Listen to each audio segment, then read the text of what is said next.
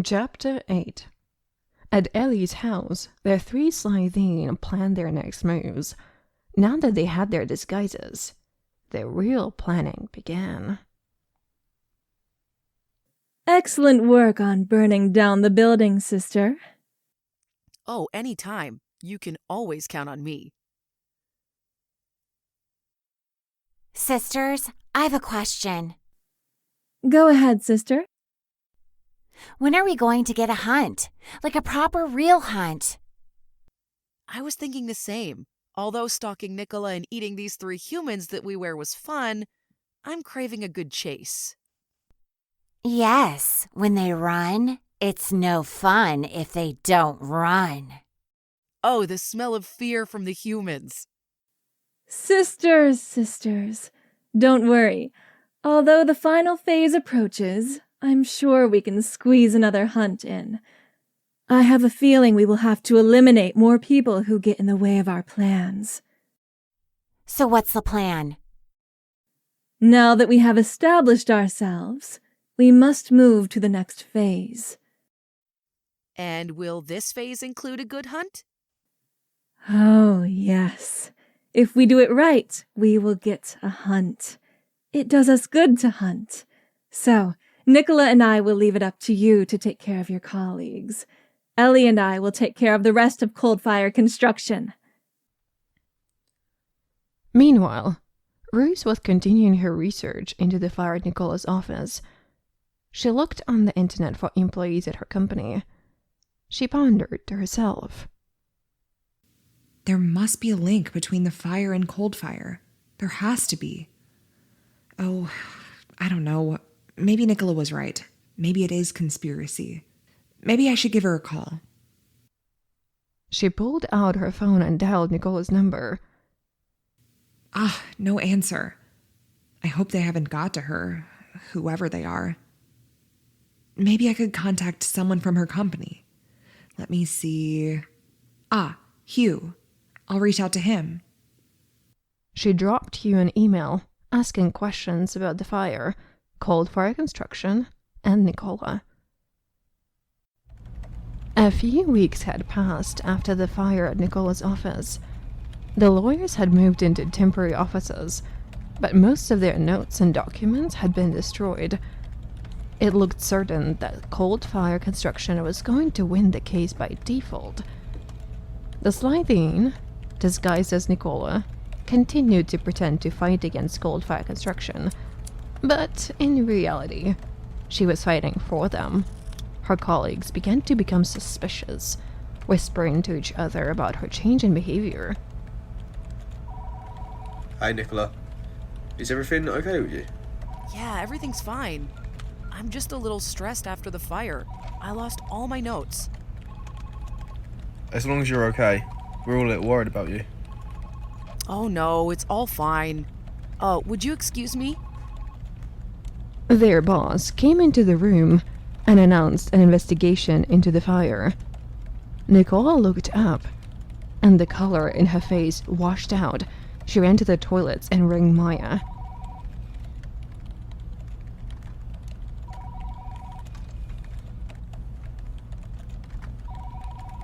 I think they might be on to me. I can't be sure, but I can't stay in this disguise if they come after me. Okay, I'll do that. Nicola went to her boss to explain where she was on the day of the fire. Enter. Hi, sir. I've been very busy on the Coldfire case, but I wanted to come forward with some information about who I believe is behind the fire. Any information helps. I met this woman who was talking about Coldfire construction, and she seemed angry with them.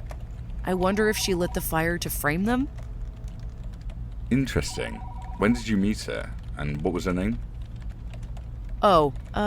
Few weeks before the fire. Her name was Ruth Smith, and she seemed unstable. It's just a thought, sir. I was catching up on work before I had to use the bathroom, and suddenly the fire alarms went off, so I had to leave. You didn't go out with the rest of them for drinks? I was gonna go, but I had to finish some work. Unfortunately, it's all gone up in flames now. Thank you, Nicola. The police are continuing their investigation, and an officer's coming to us at the end of the day, today. That will be all.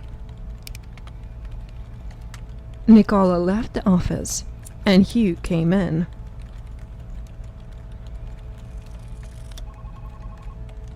That girl is hiding something. She used to be so reliable. I got an email from someone investigating the fire. Not the police, but a journalist. You don't want to talk to them. They'll turn it into some sort of tabloid story. No, this one was an investigative journalist. She mentioned Nicola in her email to me. What was her name? She said it was Ruth Smith. Interesting. Nicola mentioned that name. Really? What was she saying? Well, she said Ruth was angry at Coldfire and tried to get information out of her for a story. She said she might have been behind it. That's the opposite of what Ruth told me. Who do we trust? I don't know. We'll have to see what the police investigation uncovers. At Coldfire Construction's head office, Maya was arriving back from an inspection of a school. She was greeted by her colleagues. One of her closest colleagues was a girl named Scarlett. They had both started the job together on the same day, and had formed a close bond since then. Hey, how are you, Maya? Hey, Scarlett. I'm good. It's been a long time. What have you been up to? Well, I've been preparing the presentation for the annual conference. You know, the one that goes with the reports you've been writing? I haven't chosen to present it to the executives. Luckily, it's going to be easy. We've made big gains and it looks like we will win the court case. Reports? Right, I will get writing those. Sorry, I've been so busy. You better hurry. The conference is in a few days' time. Maya started typing out notes for the reports she was tasked with. Annual conference reports, court case. Can't believe I've fallen behind on this. Maya, don't stress too much. You've been busy with inspections, and it's not like you've been slacking off. I know, but I can't let you down. We've come so far together, and I don't want to mess things up now. We're a team, remember? I've got your back. Just focus on those reports, and I'll handle the presentation. We've got this. Thanks, Scarlett. I'll do my best to catch up, and I promise not to procrastinate anymore. Good. I'll check in with you later to make sure you're on track. Now, back to work. My presentation won't create itself. Later on, Scarlett checked back in on Maya's progress. Hey, Maya, just checking in. How much progress you've made? I have made a lot. Oops! Pardon me. All this work has left no time for a bathroom break. Don't worry, I trust you are up to date now. Yes, I've also found a location for our conference. How about Edgewood Secondary School? It's one of our schools we've worked on. Great! When can you get us in to look? I already have booked us in for tomorrow.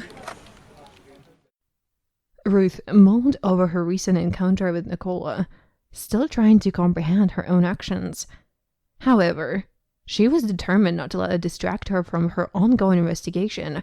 Something Nicola had mentioned about her friend, Ellie, working at a school with a building constructed by Coldfire Construction, caught her attention. She reached for her notes, listing all the schools with an extension, and began visiting them one by one. Her search led her to Edgewood Secondary School. Even though it was late in the day, a few teachers were still around. Ruth approached the reception area and caught the eye of the first teacher she saw, an English teacher named Marie. She flashed her ID card at her. Hi, I'm Ruth Smith. I've been looking into cold fire construction. May I take a look at your new tech block? Marie and Ruth walked down the corridor into a stunning, modern building, almost futuristic for a school. I was wondering when the local press would take an interest. It's a beautiful addition, and we're fortunate to have it. Yes, it's quite impressive. New science and computer classrooms. Unfortunately, they haven't invested much for us English teachers. By the way, if you're a journalist, would you be interested in giving a talk to my Year 10 class? We're studying newspapers, and it would be a great addition. Sure, here's my card. I think I have what I need. I'll see you around. Meanwhile, Ellie was teaching at Edgewood Secondary School. After the school day ended, she dismissed her class. But before she could retreat to her secret room, she was stopped by her colleague Marie, another English teacher. Hey, Ellie. I hate to ask, but I have a family emergency and need to leave. Can you cover my detention shift? All right, but this is the last time I can do it. By the way, someone came to the school today to inspect the new building block. No idea who it was. That's odd. I'll see you later. Ellie entered Marie's classroom to take over the detention shift, only to discover that one of the students causing trouble for the original human Ellie was there. It promised to be a long hour for her. Finally, Ellie received a call from Maya, prompting her to dismiss detention early and head down the corridor to meet her guests. Ah, Maya. And you must be Scarlett. Nice to meet you. Ellie, as a dear friend, I need a favor. We're searching for a place to host our cold fire construction conference, and since your school is a prime example of our work, we thought it'd be the best location. Sure, follow me. The two followed Ellie through the school as she pointed out all the additions Coldfire had made to the school. How spacious is your hall? We are expecting a large number of attendees for our conference. We're excited to showcase our work, but also need a space for our presentations. Of course. Just go down the corridor and turn left. You'll find it. Scarlett headed down the corridor, leaving Ellie and Maya alone. I thought you came earlier. No, I didn't. One of my colleagues mentioned someone came earlier to inspect the building. I assumed it was you. No, but that sounds like trouble. We'll need to be cautious.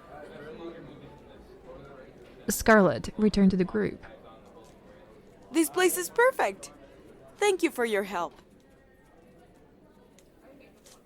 Excellent! We will run it through our boss and be back in touch soon. In the meantime, make sure we don't have any more intruders.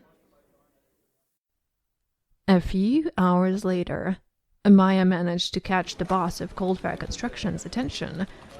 She requested a meeting, and they both entered the room. Maya, what can I help you with? I know our conference is fast approaching, and I'm almost finished with the reports. However, I've been growing increasingly concerned about security. Security concerns? What's troubling you? Well, you might have seen it on the news recently, but a court building was deliberately set on fire. It's believed to be an act of arson. I heard about that, but what does it have to do with our conference? That court building was the one we were due to appear in when the council was pressing charges against us. I see where you're going with this. So you think there might be a risk to our conference? Exactly. I'm worried that if they came after the court, they might come after us too, especially since we're inviting a lot of guests to the conference. We should take some precautions. I agree, but you know our budget is quite tight. What can we do? I've got an idea. we could implement ID card access control. With this, we can ensure that only authorized personnel can enter the building. It will also allow us to verify the identity of everyone attending the conference. That's a brilliant idea, Maya. You and Scarlett have certainly proven your value to this company. Thank you. And there's more. We've scouted a perfect location for the conference. Edgewood Secondary School, where Ellie works. Edgewood Secondary School?